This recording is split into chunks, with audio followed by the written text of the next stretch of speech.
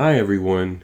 In this video, I'm going to show you how to change units in Blender from meters, which is the default unit of length, to millimeters, which are units useful for jewelry, vases, and probably just about anything that you might want to print on a 3D printer.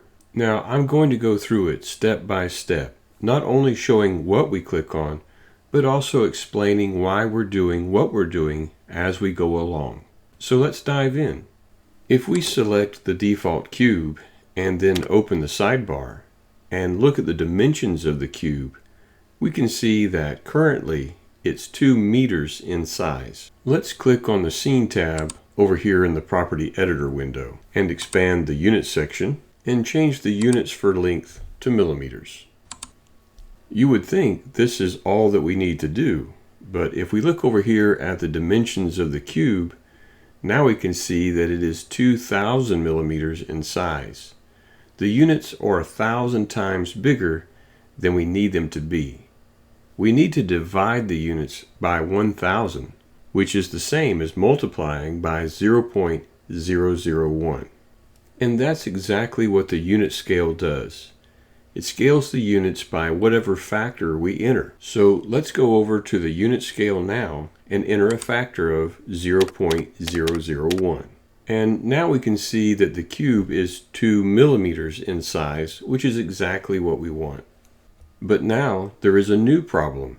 It looks like our grid has disappeared. It's actually still there. It's just that right now each grid square is still 1 meter across.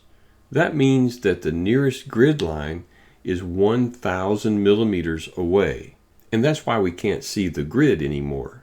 To fix that, all we need to do is open the Viewport Overlays menu and change the grid scale to 0.001 as well, so it will match our unit scale. Okay, now we can see our grid again. And let me add that when I actually change the units in a real project, it only takes about 20 seconds, and it looks like this. I changed the length units to millimeters, I changed the unit scale to 0.001, and then I changed the grid scale to 0.001. And here's a couple of extra tidbits of info. One, if you forget how many decimal places to use in the unit scale, you can type 1 divided by 1,000 and Blender will do the math for you. And that actually applies to most text boxes that take numeric values in Blender. And 2, while I usually change units at the very beginning of a project, you can change units at any time. You can even change units at the end of a project. Alright, that's it for this video. If you found the information in this video helpful, please consider giving me a like. It really helps my channel out. Thanks everyone for watching, and I hope to see all of you in future videos.